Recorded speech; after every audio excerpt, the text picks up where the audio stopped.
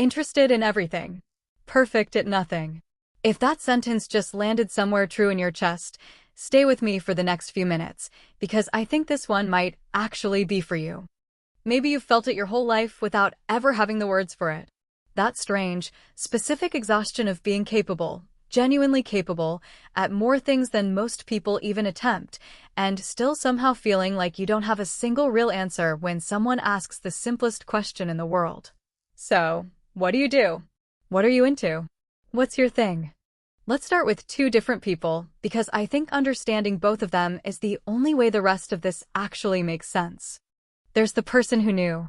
Maybe as early as second grade, when someone asked what she wanted to be when she grew up, and without a single second of hesitation, she said doctor. And she meant it. And 10, 15, 20 years later, that's exactly who she became, because the answer never actually changed. There's a kind of peace in that. A straight line from a childhood answer to an adult life, no detours, no confusion, just one deep root growing straight down into one specific ground. Or maybe it's the person who knew the opposite. Somewhere in high school, she decided she was done studying forever, and she meant that too, and she built an entire life around a completely different kind of certainty, one clear, unwavering direction that never asked her to explain herself twice.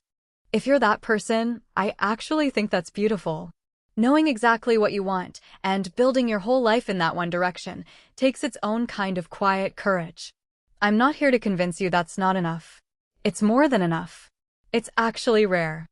But if you're not that person, if you've never had one single answer, I want to talk to you now. Because some of us love being home, curled up with a book, so quiet you can hear the pages turning, and somewhere in the middle of that book a single sentence hits so hard you close it, pick up a pen, and somehow an entire poem falls out of you before you've even processed why. And that same version of you, the one who just wants a blanket and silence and a good story, also dreams about climbing an actual mountain. About standing somewhere high enough that the air feels different. About touching the sea for the first time in a country you've never been to. About standing outside in the rain just to feel it on your face for no productive reason at all. And if someone asks you, so what's your next adventure, you either freeze completely, because you genuinely don't know, or you talk for 10 straight minutes listing 6 different answers, and by the end of it, you've confused yourself just as much as you've confused them. Maybe you love literature enough to actually study it properly, degree and everything, essays and all. And at the exact same time, you love science enough that you started a whole separate diploma in it, because one wasn't enough, because you genuinely wanted both. And when someone asks, so, what do you actually want to become, there's no clean answer waiting for you. Either total silence or an overwhelming list that leaves both of you a little dizzy by the end of it. Here's the part that actually hurts though, the part underneath all of this. Some of us can do almost everything and still not feel like the best at anything. You can cook genuinely well, and then you compare yourself to an actual chef, and suddenly it feels like nothing. You can draw, really draw, and then you remember you're not a painter. Not really, not in the way that counts, apparently. You love writing enough to fill notebooks with it, and still feel like it's never quite polished enough to call it real writing. You are so much, and somehow, in your own head, still nothing, both at exactly the same time. That specific ache doesn't come from actually lacking ability. It comes from measuring a wide life against a narrow ruler that was never built to measure it in the first place. A chef spent years mastering one kitchen. A painter spent years mastering one canvas. You were busy mastering 10 different rooms at once, and then quietly punishing yourself for not being as deep into any single one of them as someone who never left it. And here's the other cruel twist to all of this. Sometimes wanting to do so much ends up meaning you do nothing at all, because you genuinely can't choose which direction to run in first, so you just stand still instead, overwhelmed by your own options. Or sometimes you do a lot, almost too much, jumping from one thing to the next, and even then, even with all of it, you still don't feel satisfied, because some quiet voice keeps asking if you're actually good at any single one of these things, or just scattered across all of them. Having ADHD makes a lot of this even louder, if that's part of your story too. But I want to be honest, this isn't only an ADHD thing. Plenty of people without it feel exactly this pull too, this inability to pick one lane and stay in it forever. Maybe it's just a certain kind of mind, wired for width instead of depth, regardless of what's causing it underneath. Here's what I need you to actually hear though. It's not that you're not good. It's not that you lack discipline or focus or the ability to commit to something. It's just that your brain works differently, and that difference was never a flaw to begin with. Some brains are built like a single deep-rooted tree, growing straight down into one kind of ground, strong, focused, unwavering. And some of us are built like an entire garden instead. Not one flower, all of them. The quiet reading corner and the mountain peak. The literature essay and the science lab. Different blooms, different seasons, growing at the exact same time, in the exact same soil, and every single one of them still belongs there. A garden was never supposed to hold just one flower. That was never the design.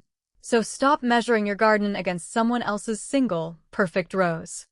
I want to tell you something that actually changed how I see this in myself, honestly. I have friends who know, without me even having to explain it anymore, that if they want to start something new, anything, a random project, a spontaneous trip, a new hobby out of nowhere, I'm probably in before they've even finished asking. Sometimes they don't even ask anymore. They just count me in, because they already know the answer. But here's the beautiful part. Those exact same friends also know something else about me. If we start doing that same thing regularly, if the new exciting thing turns into a routine, they know I've got about 5 days in me before I need out, before the newness wears off and my brain starts quietly begging for the next thing. And you know what they do with that information? Nothing dramatic. They just don't bother me about it. They've learned the shape of how my mind works, and instead of trying to reshape it into something more convenient for them, they just made room for it. That, to me, is what it actually looks like to find your people. Not people who need you to be consistent in the way they understand consistency. People who understand the actual pattern underneath your chaos and just make peace with it because they've realized the chaos was never the problem. It was just unfamiliar to them at first. Once they understood the shape of it, it stopped needing to be fixed and just became part of who you are to them, the same way you'd accept a friend who needs 8 hours of sleep or one who can't function without their morning coffee. It's just a fact about you now, not a complaint. So let's go back to those two people from the beginning, because I don't think either of them was ever more right than the other. The one who knew since 2nd grade built something incredible, a life with depth, expertise, mastery earned over decades of staying in one place. That's real, and it matters, and the world genuinely needs people like that. But the world also needs the ones who can't choose just one thing. The ones who connect literature to science in ways a specialist might never think to. The ones who bring the mountain climbing energy into a quiet Tuesday and the quiet reading energy into a wild adventure. The ones who show up for everything, learn a little bit of everything, and somehow become exactly the kind of person a room needs when nobody else in it has that particular, scattered, brilliant range. Depth is one kind of gift. Breadth is another.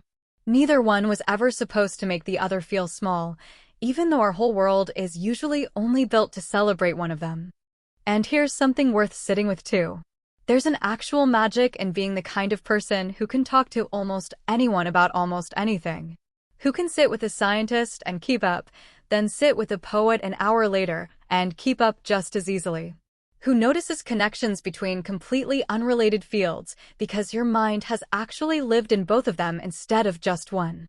The specialist spends a lifetime going deep into a single well. You've been quietly building an entire underground river system, connecting wells nobody else even realized were related. That's not nothing. That's its own rare kind of intelligence, even if it doesn't come with a single tidy job title to explain it at parties. Alhamdulillah, I don't think a mind like this was ever a mistake either. I believe Allah made different kinds of minds completely on purpose, some deep and narrow, some wide and wandering, and both were placed here to build a world that needed both kinds of people in it. Your inability to pick just one thing was never a design flaw. It might actually be exactly how you were meant to move through this life, touching a little bit of everything instead of staying locked into just one corner of it, learning things a specialist would never even think to look up. Simply because your curiosity never learned how to sit still. So if you've spent your whole life feeling like you're so much and somehow nothing, all at once, I need you to hear this clearly. You're not failing at being one thing. You were never supposed to be one thing. You can cook without needing to be a chef. You can draw without needing to be a painter. You can write and love it and let that be enough without a title attached to it. None of it needed permission from an expert to count as real. The chef's kitchen is not the only kitchen that matters. The painter's canvas is not the only canvas worth filling. You get to keep every single one of your unfinished, unpolished, unofficial loves, and they still count, exactly as they are right now, without a certificate proving it. Having so many hobbies isn't bad. Loving too many things isn't a character flaw. It's not indecision, and it's not a lack of discipline. It's just different. And different was always allowed to be beautiful too. So the next time someone asks what you're into, and you feel that familiar freeze, or that familiar flood of 6 different answers at once, let it happen. Let yourself say all 6. Let yourself say none, if that's all you have in that moment. You don't owe anyone a tidy answer to make your life easier to summarize. So, let's stop apologizing for the garden. Let's just love it, every strange, scattered, blooming inch of it. See you in the next one.